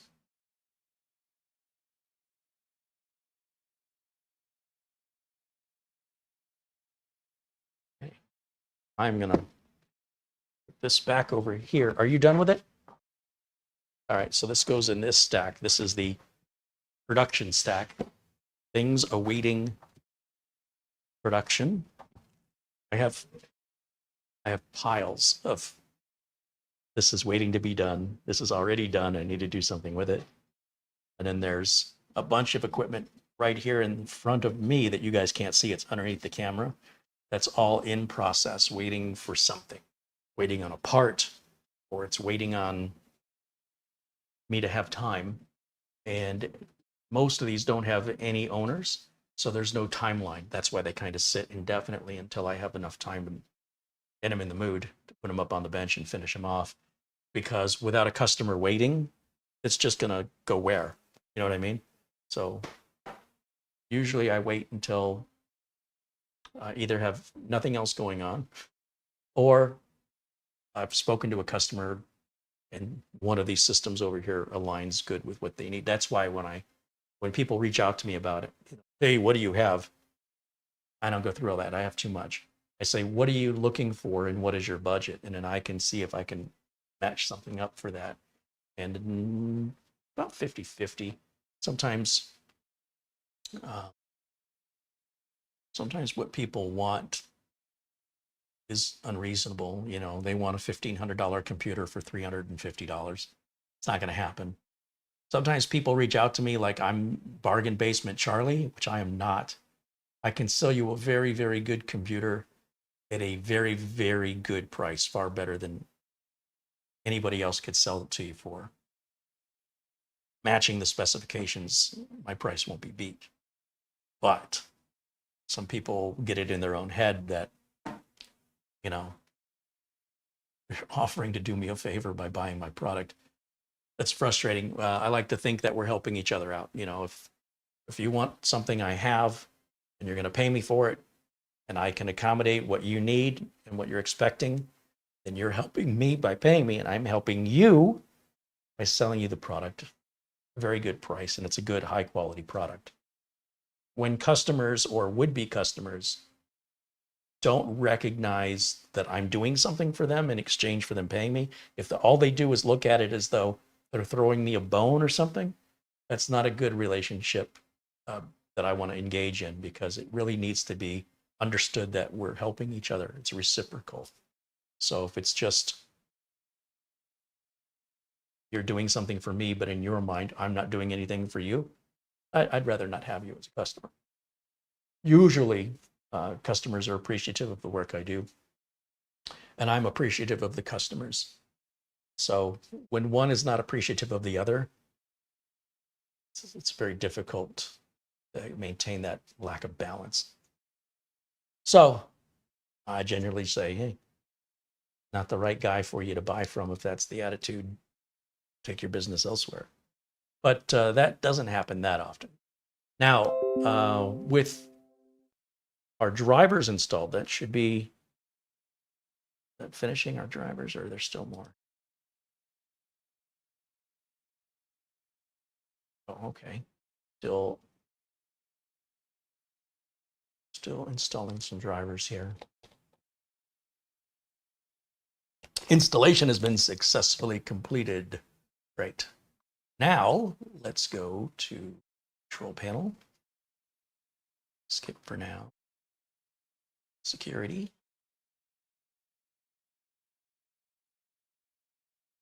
Download and install that.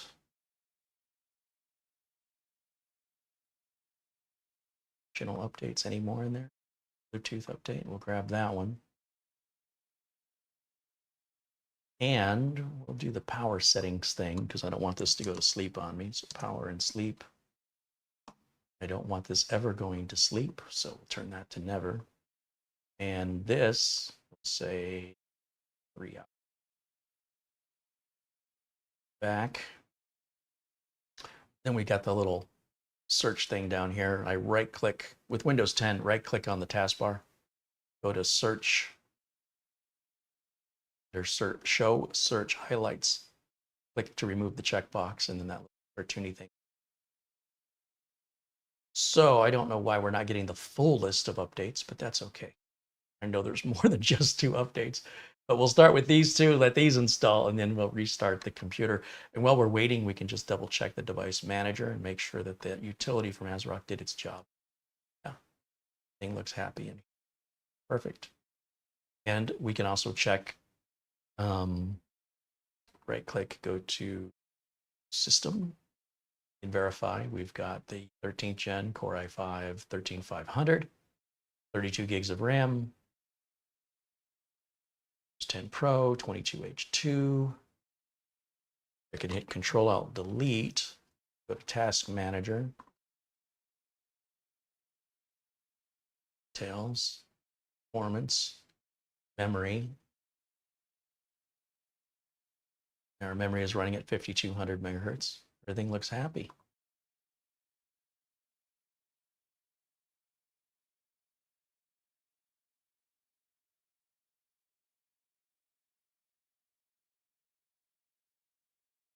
Cool. So while that's installing, that's pretty much it for today's video. That puts us right at around 2 hours, which is where I like to kind of lock these videos in around, give or take, depending on how active the chat room is. If you guys have any questions for me, this is the time to ask as I start to tie up all the loose ends and say thank you for watching. Thanks again to everybody who has contributed during today's show. I'm going to check my phone real quick to see if I've missed any contributions. Another shout out and thank you to Peter Laycock, our good friend Buster. And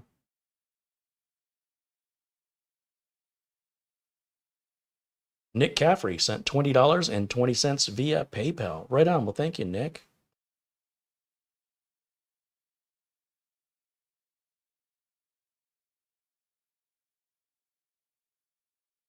And let's see. I have a message from somebody. Oh, message says my mini forum package has been dropped off.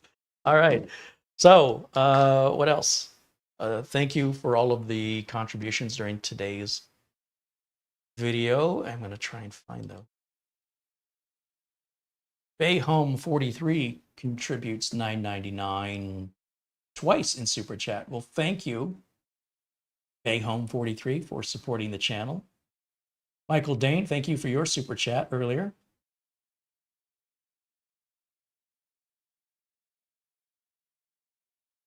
And David Graham contributed earlier, $5. Captain Blinsky contributed $10 in Super Chat, says, thanks for all you've done and who you are. I'm very satisfied with my 2.5-year-old Windows 10 Pro build. Yeah, you still got another 10 years, 10 years. You got another 2 years before your Windows 10 support ends. Lauren Gruya, thank you for your contribution, as well as Mike Visions and Ben Laird. Thank you to Colin Hunt. I think I missed that one earlier with a $10 super chat. I appreciate you, my friend. Paul O'Brien and Gregory Howard, thanks to both of you for your continued support and your super chat contributions. All of you who are members, those with the gold badges next to your name, thank you for being members so I can continue to be independent content creator versus just making lengthy commercials disguised as reviews. You know, for as much as people complain about all the advertising on YouTube, it boggles my mind why so many millions of people are subscribed to these big tech channels that do nothing but commercials. They're effectively making commercials that the manufacturer tells them to make, and the manufacturer has to approve before they publish them. But instead of being 30 seconds or 90 seconds, they run on for 20, 30 minutes, and it's nothing but a big paid infomercial. And if that's what you like watching, if you like watching infomercials, hey, all the power to you. I don't. I like to watch real reviews from real people, particularly from professionals in the industry. And you will find there's a discrepancy between the people who actually do it for a living and the people who are hobbyists and the companies themselves and what they say. And what's hilarious, to me it's funny, is how the person with experience often gets challenged by the manufacturer or by the viewer when the person who is making the video has decades of experience that they are voluntarily sharing with you. You don't have to take their. But I see somebody like Scotty Kilmer, and Scotty Kilmer can be a very divisive guy. He's very opinionated. He's been fixing cars for decades. And so he doesn't give a rat's behind what a manufacturer claims or what somebody on the internet claims. He knows what he's been doing for a living. He's the one getting his hands dirty every day for decades. And just because he's choosing to share his experience with you does not mean that's an open invitation to insult him. You don't have to agree with him.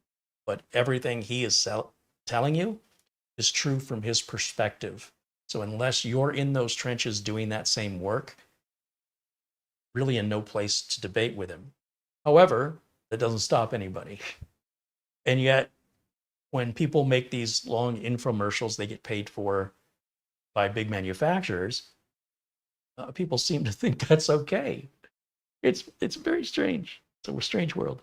So I don't want to become that. And because of your memberships and your generosity, I am free to review what I want, when I want, how I want. And I don't need anybody's approval except yours, right? I just need the viewers who contribute to appreciate the content. Viewers who don't contribute, it's fine if they don't appreciate it or it doesn't make a difference. But the people who make these videos possible, those are the viewers that I most care about, because I want to make sure that I'm delivering to them what they're putting their money where their mouth is and what they're supporting. So I thank you all for allowing me this opportunity to continue being independent.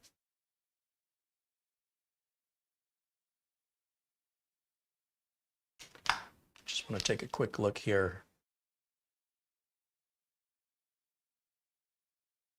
One final look in the chat room here.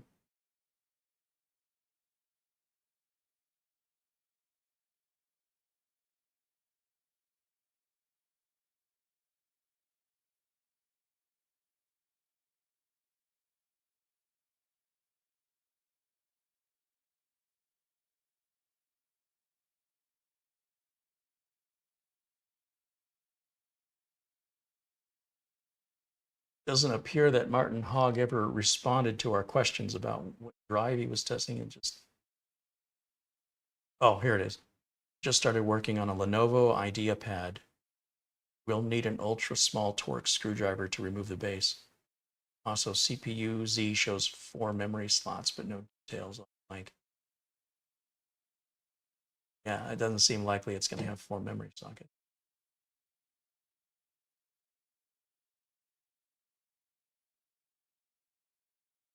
Barry McFarland was talking to Nick Caffrey in the chat, says she got an HP laptop 13th gen i9 and upgraded the RAM to 32 gigs, and it's got an RTX 4060. Nice.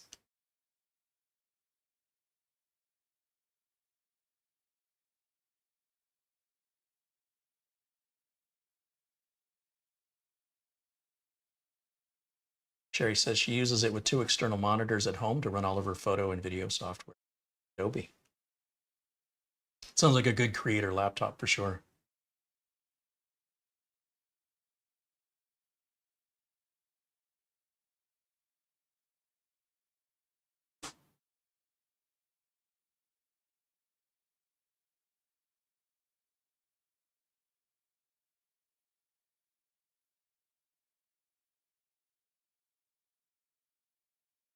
Al Perez says he's got an Asus Strix Z690E and his LAN connection keeps disconnecting, but the Wi-Fi works great. Does anybody have any advice? Well, the problem if your LAN connection is disconnecting is the point of failure could be your router, the cable that you're running, the driver that you're using on your computer for the network card. So I would suggest change the cable, change where you're plugging it into the router, and make sure you go to the manufacturer's website of the network card. If it's Realtek or Intel, download the latest driver for that network card and apply it. A lot of times that doesn't happen automatically. I've seen many cases where the driver is from years ago, and then Intel's got like a driver that came out last month, and it doesn't offer it to me. I have to manually go and get it. When I put it in, it absolutely installs it and says, yeah, this is a newer driver. But replace the cable, change the port you're plugging into in the back of the router, and update the driver. That's what I would do. Also, check for a BIOS update. Sometimes problems like that are addressed in BIOS updates as well. Bikeman says, why are USB transfers so slow, especially to my SanDisk 256 gig flash drives? Both using the port directly on the system. Also through the USB 3.2 Gen 1 hub. Windows 11 Pro 22H2 drivers update. So if you're using a hub, the hub is dividing all that bandwidth with the number of ports on the hub. So first of all, I wouldn't use a hub. You need to plug directly into a blue USB port on the back of the computer if you really want to test this. And then copy a file from your internal storage directly through the USB port and make sure there's no other USB device sharing that same channel. Usually USB ports are in 2s. So if you plug your flash drive into one of the USB ports, make sure that the USB port directly above or below it is not being used, because that's going to suck up some of the bandwidth. And that will probably answer the question. It's likely the hub. Now, if you've got a USB 3.2 hub and you're plugging it into a USB 3 or USB 2 on your motherboard, it's only going to run at whatever you plugged it in. So even though you've got a USB 3.2 hub, it only functions at 3.2 when it's plugged into a USB 3.2 port. If you don't have any USB 3.2 ports, you can buy them. Like Silverstone sells little add-in cards for USB 3.2, etc., internal and external ports. You should be getting on an Extreme Pro, if it's an Extreme Pro flash drive from SanDisk, somewhere around 250, 300 megabytes per second in your data transfers.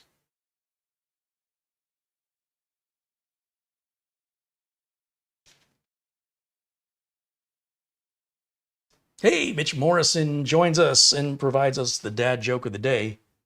Mitch Morrison says, why don't fish ever sleep? Because they might, oh, why don't they ever sleep? Why don't fish ever skip school? Got to read the joke right. Why don't fish ever skip school? Because they might get caught. Oh, it's a fisherman joke.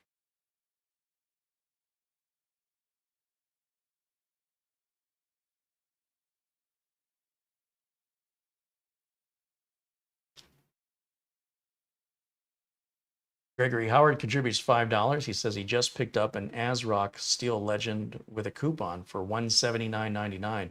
Hey, that's a better deal than the used one. Right on. Be sure and update the BIOS on it when you get it. All right. Thank you, camera girl. She did the thumbnail. She set up today's video and the close-up camera work. If I get the case in time tomorrow, we'll finish this build by, I'm going to keep doing the updates on this until it's done.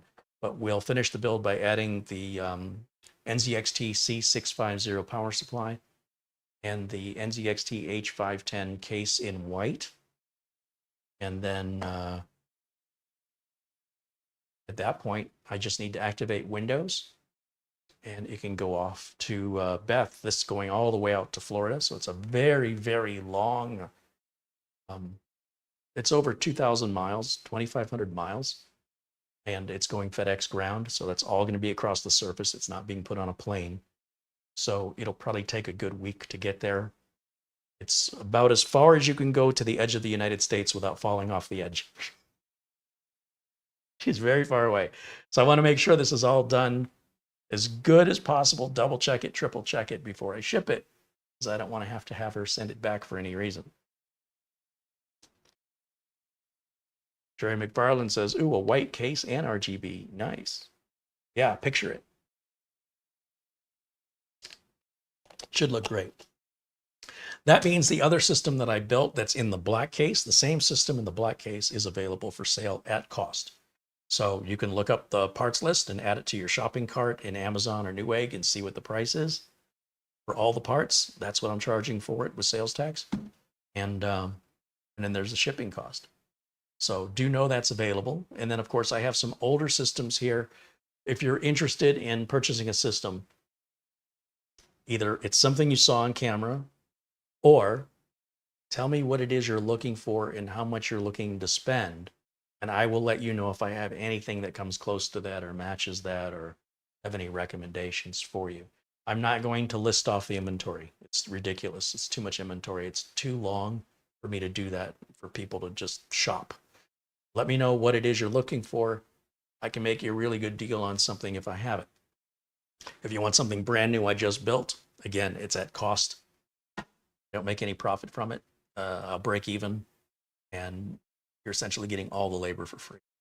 So if you want to email, use the email address in the About section on the YouTube page. Go to About. That's the email address. Again, if you're a member, please let me know you are a member in your email. All right, that'll wrap it up for me for today. Thank you again for all of your Super Chat contributions, your participation in the chat, your memberships. Can't thank you enough for that. And once I have the case, we'll do part 2 of finishing the build. That'll wrap it up for me for today. I will see you all again very, very soon. I should probably go full screen on this, huh? Waiting on a restart. All right.